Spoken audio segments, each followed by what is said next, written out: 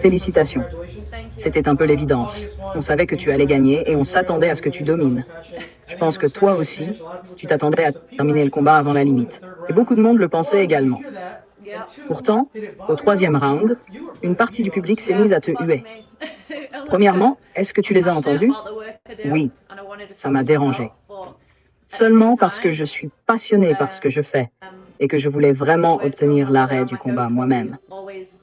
Mais en même temps, mon frère et mon entraîneur me répètent toujours la même chose. On se fiche de ce que pensent les autres. C'est moi qui suis dans la cage. C'est moi qui prends les coups. Si je commence à penser aux huées pendant une seconde, c'est là que je peux me faire mettre KO. Alors oui, je n'aime pas que les gens me huent, parce que j'ai envie d'offrir un combat spectaculaire et de divertir les fans. Oui, il n'y a aucun doute là-dessus. En regardant le combat, on s'est quand même posé une question. Peut-être que c'était simplement un problème technique, mais il n'y a eu ni interview ni discours d'après-combat. Est-ce que c'est toi qui as demandé à ne pas en faire un? Ils m'ont directement fait sortir de la cage. Je ne sais pas si c'était lié à la diffusion télé. Il faudrait poser la question au PFL. En tout cas, ce n'est pas moi qui ai refusé. Qu'est-ce que tu aurais dit si tu avais eu l'occasion de faire un discours après le combat? Posez-moi des questions, vous verrez bien. C'est pour ça que je suis là. Avant le combat, beaucoup de médias t'ont interrogé sur ta main. Comment s'est-elle sentie ce soir? Est-ce que cette blessure a eu un impact sur performance? Ou est-ce que tu es simplement entré dans la cage pour faire ton travail, quelles que soient les circonstances? Non, ça n'a absolument rien changé. J'ai pu faire 3 rounds complets et ça faisait longtemps que je n'avais pas combattu. Donc, c'est une excellente expérience pour moi. Mes entraîneurs sont contents parce que ce temps passé dans la cage est extrêmement précieux pour continuer à progresser en tant qu'athlète et combattante. Bien sûr, gagner au premier round, c'est toujours l'objectif. Mais au final, ce sont ces minutes passées dans la cage qui m'apprennent le plus. Tout d'abord, félicitations pour cette victoire. Juste après la fin du combat, tu fais toujours la même chose. Tu demandes au public de se taire. À chaque fois, tu fais ce geste pour calmer la foule. On a l'impression que c'est un signe d'humilité. Peux-tu nous expliquer pourquoi tu fais ça? Pourquoi est-ce si important pour toi, surtout après un grand moment comme celui-là? Avant ce combat, je faisais des invocations et je demandais à Dieu de m'accorder une victoire facile. Et quand il me l'accorde, je n'ai pas envie de devenir fou ou de trop célébrer. Je comprends que tout ça arrive grâce à lui. À l'intérieur de moi, je dis simplement « Alhamdulillah ». J'essaie juste de rester calme, de rester tranquille. C'était un énorme moment pour toi, mais aussi pour le PFL cette semaine, avec l'annonce de la fusion avec MVP. Je ne sais pas si tu étais au courant ou si tu avais eu des indices avant l'annonce.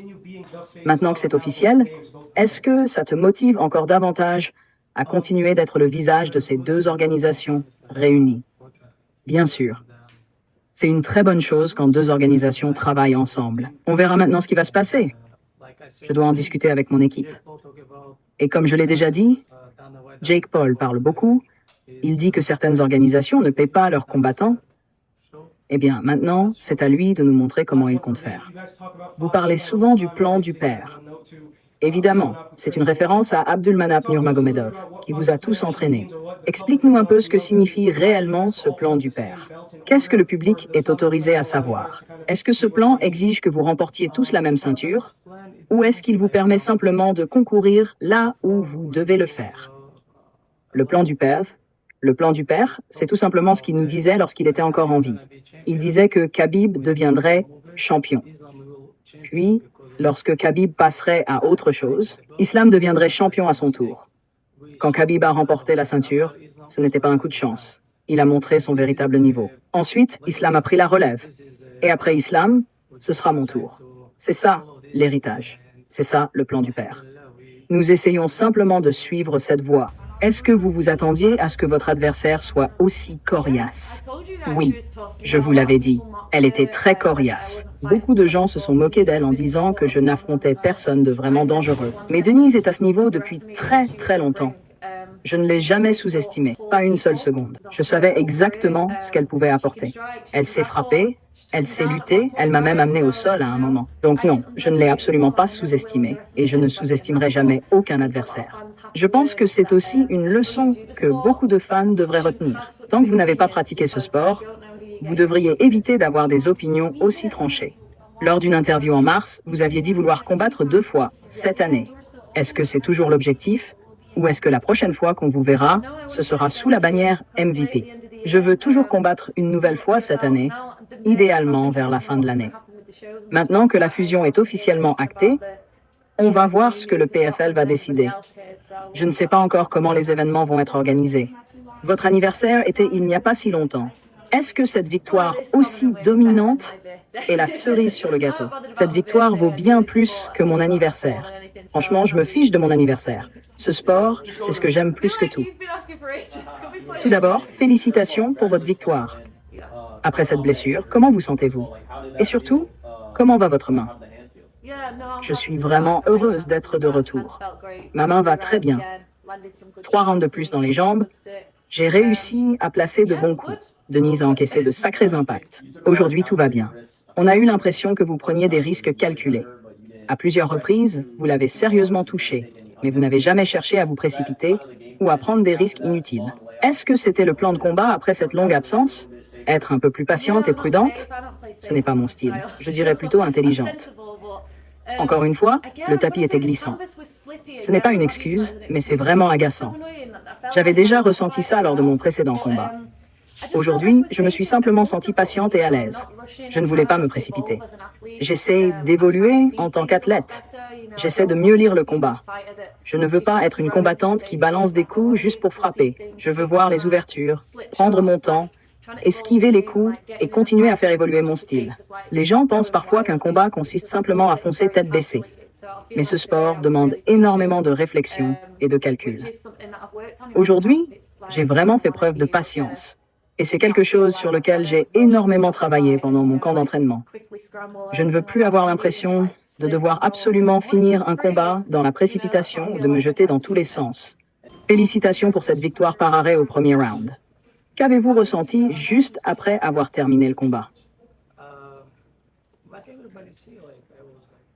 Comme tout le monde l'a vu, j'étais là. Et les gars?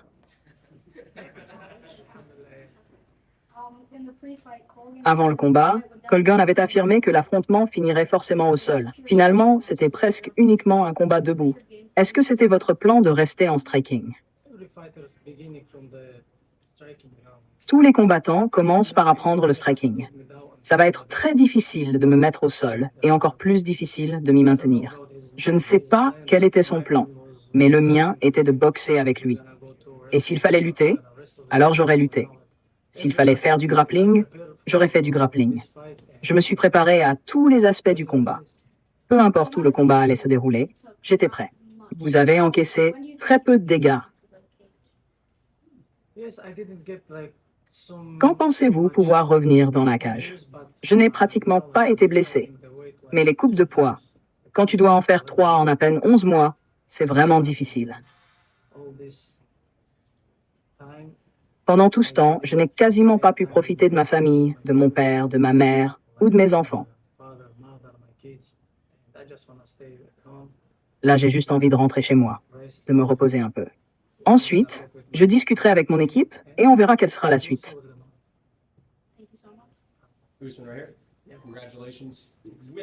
Avec votre future free agency qui approche, qu'est-ce qui vous motive le plus aujourd'hui?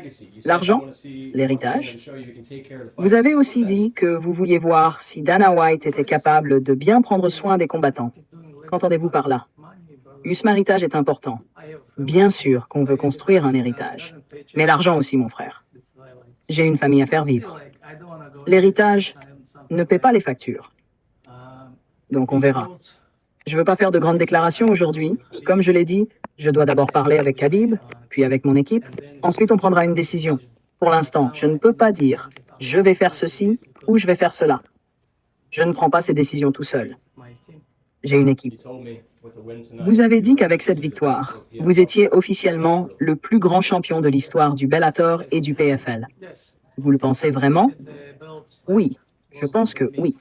Qui a gardé une ceinture plus longtemps que moi? Personne. Je peux simplement dire « Alhamdoulilah ». Dernière question. Vous avez dit que si vous sortiez de ce combat en bonne santé, il restait encore une semaine de préparation à Islam Makhachev. Est-ce que vous allez retourner au gymnase pour l'aider au sparring? Je pense que je vais devoir le faire. On verra s'il a encore besoin de moi. Je vais lui demander.